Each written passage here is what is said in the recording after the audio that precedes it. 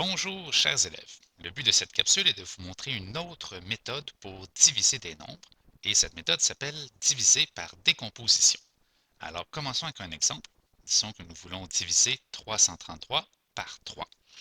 L'objectif est de décomposer le premier nombre, le nombre de départ, que nous appelons aussi le dividende dans notre division.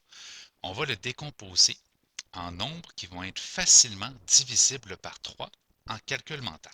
Alors, nous pouvons commencer, par exemple, avec 300, qui va se diviser facilement par 3 en donnant 100 à chaque fois. Nous pouvons regarder ensuite les dizaines. 30 est un nombre qui se divise facilement par 3 en donnant 10. Et finalement, 3 qui se divise facilement par 3 en donnant une unité. Vous voyez ici que la décomposition donne exactement le nombre de départ, le dividende. C'est essentiel que la décomposition, quand nous l'additionnons, donne exactement ce nombre-là. Alors par la suite, nous avons à partager nos valeurs. Alors nous commençons par les centaines. 300 divisé par 3 nous donne 100 dans chaque paquet. Par la suite, 30 divisé par 3 nous donne 10 par paquet. Et finalement, 3 divisé par 3 nous donne 1 par paquet. Pour trouver notre réponse, nous additionnons la valeur d'un seul paquet, donc 100 plus 10, 110, plus 1, 111. Voyons maintenant un autre exemple. Alors, nous voulons diviser 235 par 5. Nous devons décomposer le nombre 235 en nombre qui se divise facilement par 5. Alors, nous pouvons placer nos paquets dès le début et ensuite y aller. Alors, 100 est un nombre qui se divise facilement par 5 en donnant 20. Pour être sûr de savoir où nous sommes rendus, nous pouvons effectuer une soustraction au fur et à mesure. Alors, nous avons placé 100, donc nous prenons le nombre de départ 235 moins 100. Il nous reste 135 à placer dans notre décomposition. Nous voyons que c'est encore en haut de 100, donc nous pouvons placer un autre 100 qui sera facilement divisible par 5. Il nous reste maintenant 35, et 35 est un nombre qui se divise facilement par 5 en donnant 7. Alors notre décomposition ici, si nous l'additionnons, donne notre dividende 235. Il nous reste maintenant à les placer dans nos paquets. Alors 100 divisé par 5 nous donne 20 dans chaque paquet. 100 encore une fois divisé par 5 donne aussi 20 dans chaque paquet. Et finalement, 35 divisé par 5 nous donne 7 dans chaque paquet. Pour notre réponse, nous voulons regarder dans un seul paquet. 20 plus 20, 40, plus 7, 47. C'est notre réponse à notre calcul.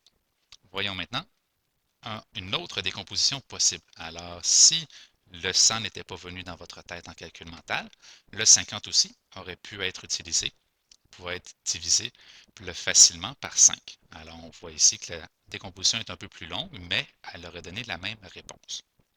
Voyons maintenant un dernier exemple. 583 divisé par 4. Alors, on cherche toujours des nombres qui se divisent facilement par notre diviseur par 4. Alors, 4 paquets à faire. 400 se divise facilement par 4.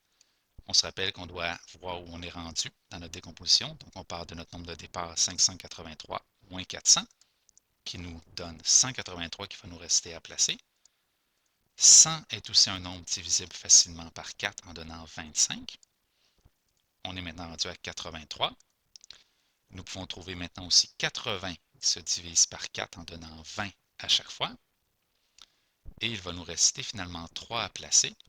Nous savons que 3 ne peut pas se diviser facilement en 4. Cependant, nous devons quand même le placer dans notre décomposition puisqu'elle doit donner, si nous l'additionnons, le nombre de départ 583.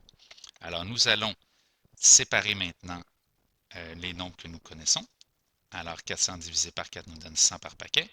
100 divisé par 4 nous donne 25 par paquet. 80 divisé par 4 nous donne 20 par paquet. Et le 3, on va le garder pour la réponse finale. Alors, si nous additionnons dans un paquet, nous obtenons 100 plus 25, 125, plus 20, 145.